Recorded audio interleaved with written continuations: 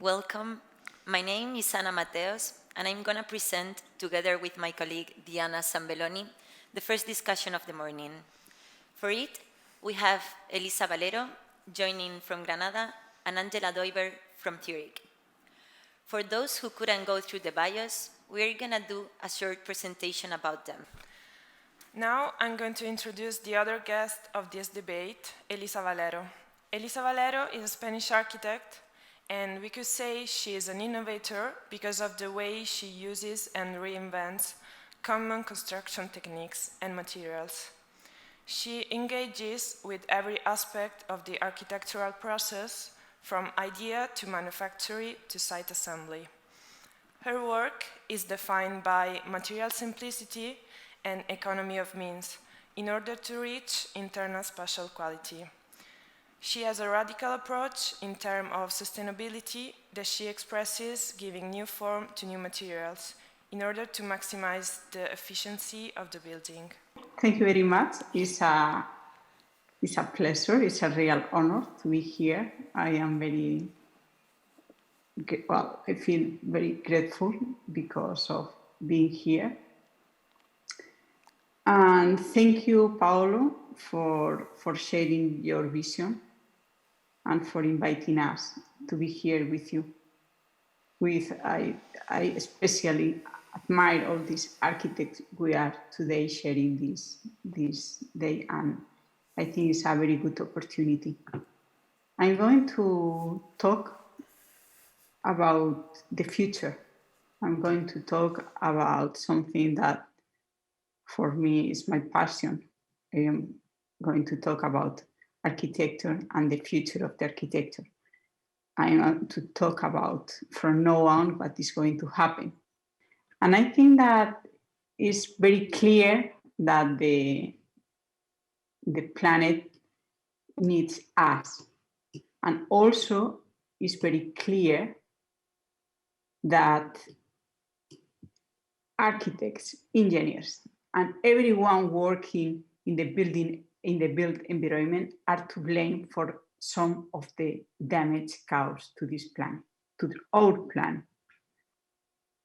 And so is clear that we have a very big responsibility, and we have to think about that. I think that it's clear, that it's obvious that we have to seek a sustainable and integral development, because we know what could happen if we continue with this spiral of doing things that in this way of doing things. It's clear that we have to learn to do more with less resource.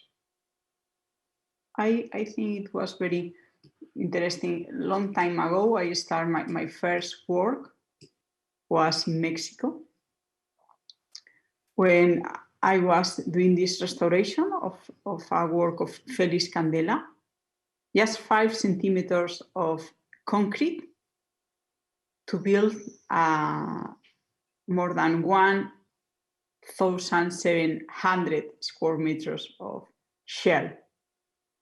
And it's clear that we have to learn to do more with less resource. Because if not, next generations are not going to have enough. We are not working just for. I think that our client are not only the people that is with us now, is the client, the person who is going to pay us, but future generation. In fact, the planet is our client. And that was, I think that 24, 25 years ago, I was not worried about, I had not this strong concern about the problems, the environmental problems. But nowadays, I think that we have to share this view that this ethic for rebels. I think that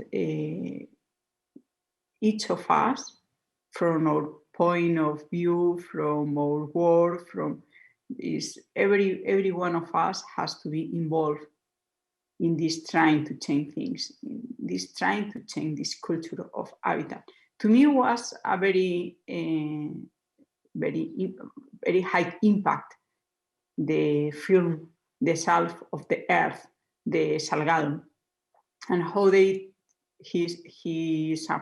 was a photographer, how tried to change things and how tried to reverse the problems, the damage caused to the nature. And I thought, okay, if we are architects, we also have to work with this. For 25 years, I've been working with concrete. I started in Mexico. And then I tried always to do some research and trying to work with new materials. Well, in fact, very much worried because I had strong economic problems. I used to work for very poor people, and then we had big economic problems. And then we have to learn to work with less resource, less money. And in this case, I was very worried to work with less material and also with low energy buildings. In this case, this is a system, El Estopa, that is all isolation and just a thin walls of concrete. This is looks like a concrete building, but in fact, concrete is just the exterior, the finishing. Inside is all insulation. And we have to do it in a very simple way because it was a very cheap building because it was for a very poor school in the outside of Granada. Maybe it was not perfect, and maybe I learned here a lot of problems of this system called El Estopa, and I could talk about all my mistakes, but what it was necessary to pass through this stage to go ahead and to learn and to go to the next step. This is the interior. One of the problems I found here was acoustic. You cannot work with a box of parallel sailing to the floor because it has acoustic, but it was no problem because on the inside it was going to be a multi-function place, and then they will put inside all kind of things of all kind of materials, and it was not going to be so empty. But this is part of this realistic approach, and this realistic approach that low technology is going to change the world. High technology could be only possible for a few countries, a few people, and in Spain, in a very strange, it would be very strange to achieve this with my work. And then I try to build in an affordable way for common people, but in a new way because the actual way was not sustainable. And it was need this radical change to solve these problems. And then I try to invent, I try to go, in this case, I start working with prefabricates because some of the problems I discovered, it was necessary to solve before arriving to the work.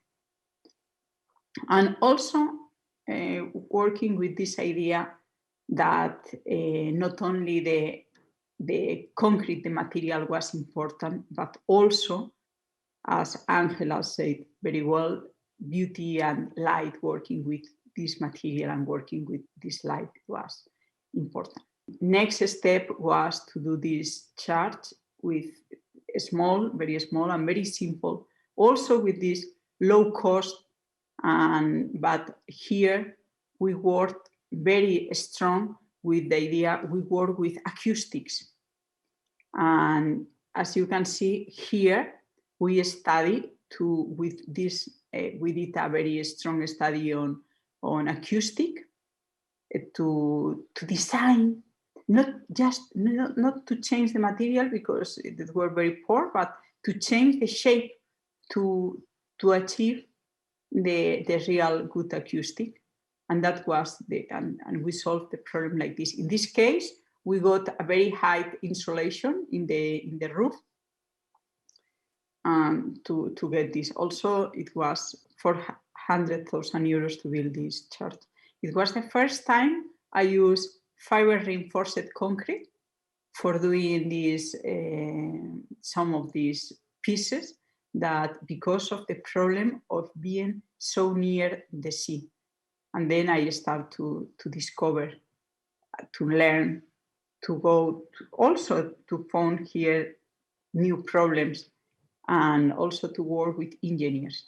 And the next step was this building, experimental building in Granada, with highest complexity because of the seismic conditions. And then I learned that sometimes this realistic approach means that architecture never faces an empty page, because a project arises from specific necessities. Architecture is not an utopian event, but we have to accept this condition as the rules of the game. The climate conditions, the site, the economic restriction, all these things.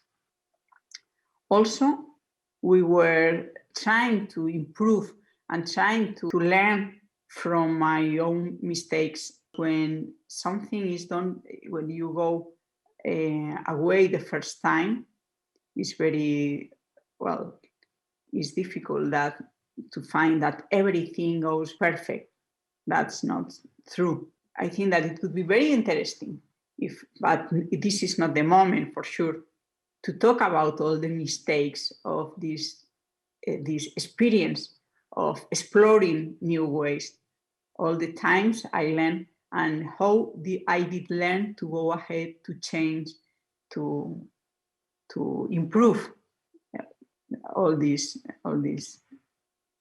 architecture and all this experience. Also, in this case, it was very difficult because it was in a very historic center, and then we had a lot of also extra restrictions because of the place. Also, it's important to introduce the vegetation, introduce the nature in our place, to live with this, in this case, with this garden, or to these holes help the water to go into the earth, and helping to do it things in the easier way, and trying to work with freedom of some usual problems we have. And in this case, this freedom is that we use just very little material. The use of concrete here is because it is an structural, also we are working with the same material. For 20 years, I've been with this research on concrete. And also I have to admit that this freedom of working with concrete helped me to learn to appreciate sometimes the imperfect beauty sometimes because this is also a kind of material that is like an artificial stone, but a kind of stone that is never perfect. No.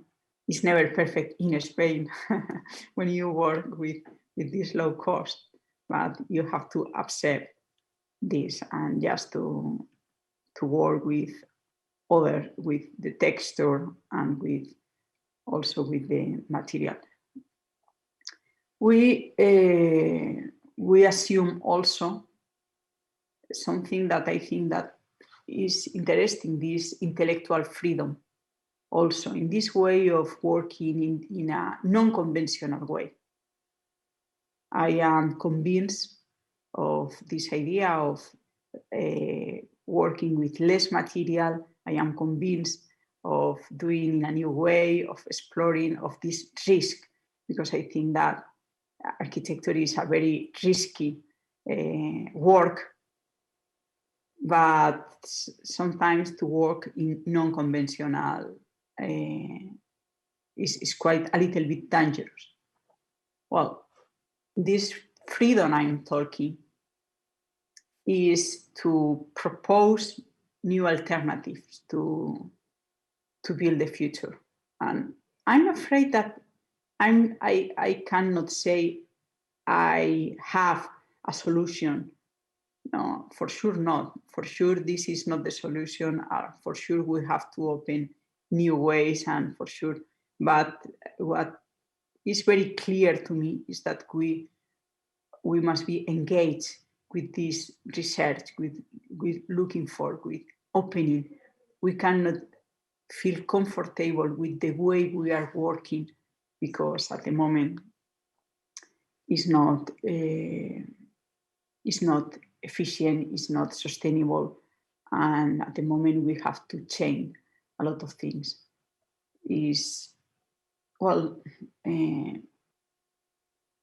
Somehow this conviction is the fruit of this coherence between the ideas and application and to real needs, and sometimes not so much on social acceptance or economy.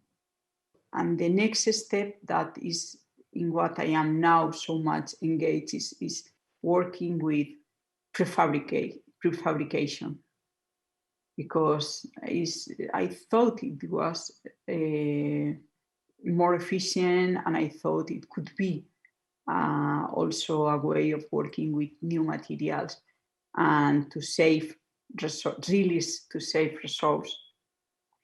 And then I start interesting relation with engineers, an interesting relation with something that it was very new to me, because at the moment for 20 years I've been doing the calculation of my own works, because we can design, we do the structural design, and also we calculate the structure. We work on concrete, but this was so new that we were working with new materials, also because we want to work next to the sea. In Spain we have so much coast, and I think that working in the coast the coast in the seaside is we have to work in a different way, and we have to reduce the carbon print, and for that to work with new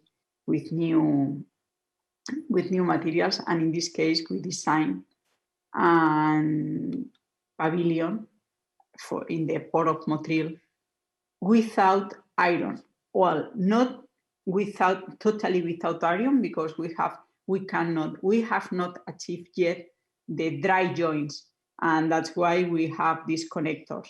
You can see here these connectors but this was done it was just the assemblage, but all the prototype, it was done in a company. It was done in Saucejo and came here, and it was interesting, and how it was possible to do this, to reduce the elements and to do work in a different way. It was very simple, very small, but it was just a way of learning how to do.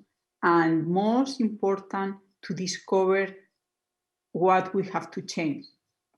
And this was this opportunity of discovering what to do different and to learn that at the moment we have not the solution, and we have to keep going to the future with hope, because we have to choose in this short time of our life between the tireless hopes and the careful lack of it. I will invite all of you to open your eyes for the future, to think in the future generation, and to push this change, radical change, in the way we are working, in the way we are. Each of you with your, maybe some of you with more possibilities than we have here in the south of Spain, but never mind. We have to try our best, and I think that we could do. It could be known, that could be a great adventure to change this direction that at the moment is not the right one. Thank you very much.